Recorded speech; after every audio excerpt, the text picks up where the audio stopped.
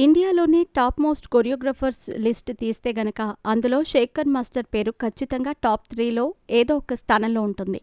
మన టాలీవుడ్లో ఆయన పవన్ కళ్యాణ్తో తప్ప దాదాపుగా అందరి హీరోలతో పనిచేశారు. చిన్న హీరోల దగ్గర నుంచి పాన్ ఇండియన్ స్టార్స్ వరకు తమ సినిమాల్లో ఖచ్చితంగా శేఖర్ మాస్టర్ ఉండాల్సిందే అంటూ పట్టుబడుతున్నారు.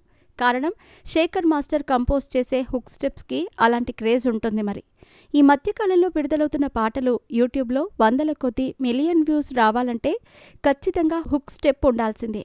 లేకపోతే పాట ఎంత అద్భుతంగా ఉన్నా అనుకున్న రేంజ్కి చేరుకోలేకపోతున్నాయి. కేవలం మెలోడీ పాటలకు మాత్రం హుక్ స్టెప్స్ అవసరం లేదు. ఈ విషయాన్ని స్వయంగా మ్యూజిక్ డైరెక్టర్ తమన్ ఒక ఇంటర్వ్యూలో చెప్పుకొచ్చాడు. అందుకే కొరియోగ్రాఫర్స్ తమ సినిమాలకు శేఖర్ మాస్టర్ లేకపోతే జానీ మాస్టర్ని ఎంచుకుంటూ ఉంటారు. అయితే ఈ మధ్యకాలంలో శేఖర్ మాస్టర్ కంపోజ్ చేస్తున్న హుక్ స్టెప్స్ వివాదాలకు దారితీస్తున్నాయి.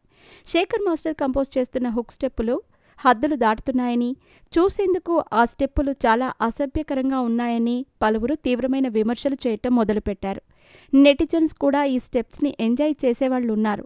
అదే సమయంలో విమర్శించే వాళ్ళు కూడా చాలామందే ఉన్నారు.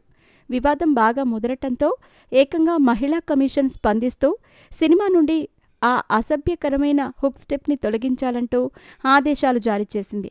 దీంతో మూవీ టీం కూడా ఆ హుక్ స్టెప్పులు కనబడకుండా థియేటర్ వర్షన్లో జూమ్ చేశారు. ఈ పాటలో నర్తించిన కేతికా శర్మ తన ఇన్స్టాగ్రామ్ అకౌంట్లో ఈ పాటపై కొన్ని రీల్స్ చేసింది.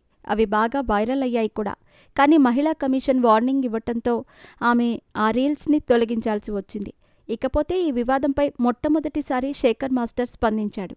రీసెంట్గానే ఆయన స్టార్ మా ఛానల్లో ప్రసారమైన కిరాక్ బాయ్స్ కిలాడి లేడీస్ 2 ఈ ప్రోగ్రాంలో గేమ్ చేంజర్గా పాల్గొంటున్నాడు. ఇప్పటికే 2 వారాలను దిగ్విజయంగా పూర్తి చేసుకున్న ఈ షోకి సంబంధించి 3వ వారం ఎపిసోడ్ ప్రోమో విడుదలైంది.